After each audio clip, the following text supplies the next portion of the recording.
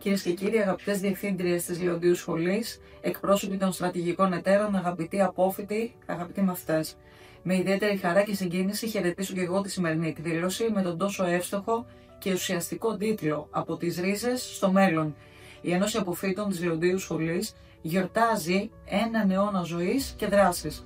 100 χρόνια που σημάδεψαν όχι μόνο την ιστορία ενός σχολείου, αλλά και την πορεία της ελληνικής κοινωνίας.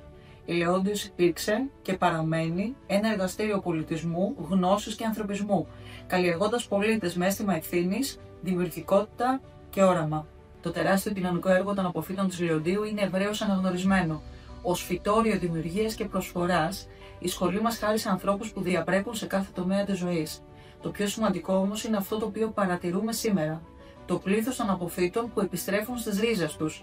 Αυτοί οι άνθρωποι, πετυχημένοι στον επαγγελματικό τους βίο, επιστρέφουν για να μεταφέρουν την πολύτιμη εμπειρία στα νέα παιδιά, τις γνώσεις τους και να μπορέσουν να τα βοηθήσουν να ανακαλύψουν τις δυνατότητές τους. Αυτή η ενέργεια είναι η καλύτερη απόδειξη ότι η Λεόντιος λειτουργεί ως γεφυροποιός γενεών, ένας κόμβος διασύνδεσης που ενώνει την εκπαίδευση και την κοινωνία.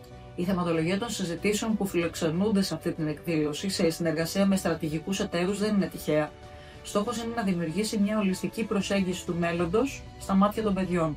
Να τους δώσει όλα τα εφόδια, από την τεχνολογία και την κριτική σκέψη μέχρι το ήθος και την κοινωνική ευθύνη, έτσι ώστε να είναι σε θέση να χτίσουν το δικό τους φωτεινό μέλλον.